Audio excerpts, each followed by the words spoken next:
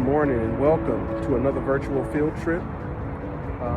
We are here right now at Farou Foods in Chino Hills. Farou Foods was going to be an Egyptian restaurant. Started building it in about 2020 and never really got finished because the pandemic came through. As you can see, the outside was finished, but if we take a look inside, matter of fact, let's go try to take a look inside real quick. You may notice that there is absolutely nothing in here. Let's see. I don't know if you can see this or not, but do the best you can. But yeah, it's absolutely empty in there. So on this field trip, we're here to learn a little bit about this particular place. Like I said, Farou Foods, and this is one of the best representations that I've seen, say replicas of what you would call the temple of Ramses, beloved of Amen. Okay. So this particular building here is a replica of that temple of Ramses. It's also known as now Abu Simbel in Egypt. But this entire replica, the original, was built in dedication to Ramses II. So he would be one of the greatest, if not the greatest, Naisut Bati, or also known as Pharaoh, in Egyptian history, in Kemetic history. So he ruled in the 19th dynasty, which is the New Kingdom. And it was during the 19th dynastic period, which was about 1300, maybe 1200 before the Common Era. So you can say the 13th century BCE. So that's how old this particular building is. And we're just walking around it because on all four sides you can see that it is very detailed. So we want to break down some of the information that is contained here because there is a lot. Very educational. Actually, no, let's go to the front because the front is actually the Great Temple. And we just passed through the small temple. Let's go around to the Great Temple. Because this complex actually consisted of two temples. One was dedicated to the male deities as well as Ramses himself. So Raharu Kahudi, that you can see right here. It was also dedicated to Ptah as well as Amen. And Amen is all over the place. As a matter of fact, you'll see a lot of Amen. Matter of fact, let's come close to this Medu right here, and you can see Amen.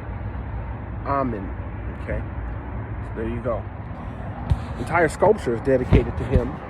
But then, like I said, this is the Great Temple. On the other side where we just left, that smaller temple is dedicated to his wife and the female deity Heru. So you'll see a more feminized version where this is more masculine here. But let's take a look at it. So you got a lot going on. They even got the earthquake down. There was an earthquake that happened where half of this particular statue fell off in Egypt, in real Egypt, not here in Chino Hills, but in real Egypt. It fell off, and they even made a replica of that here. You can see at the top, you see all of those various baboons worshiping the sun as it rises in the eastern part of heaven behind me. They all represent Jehudi, a deity that represented wisdom, the moon, magic, writing, sciences, mathematics, music. But it's something secret about that 22 baboons being up there. The 22 comes up a lot in this particular sculpture. 122 is October 22nd, which we just passed. And that was either Ramses' birthday or another important day, which is his commemoration day, which is the day he became the Naisut Bati, or the king. On the 22nd of October, the sun would come through secretly, enter the temple, and enlighten three of the statues, all of which were not Ptah, because he had to stay in the dark. But it would enlighten Ramses, it would enlighten Amen, and it would enlighten Raharu Kahudi. So this happened on October 22nd, and also in February the 22nd.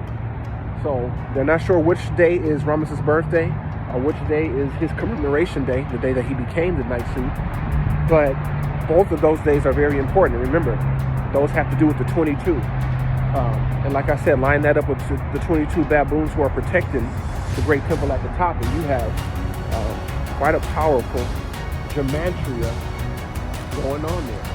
Not only do you have Ramses and his wife Nefertari, or his favorite wife, but you got his children pictured in the front. And we're getting around to the front in a second. So coming around here, I'm glad they're out here protecting it. It definitely needs to be protected. You can see the face of Heru up here. Okay. You can see Amen in the back. But my favorite part is the fact that you can see this particular magic. This is called the Hetep di Nasu.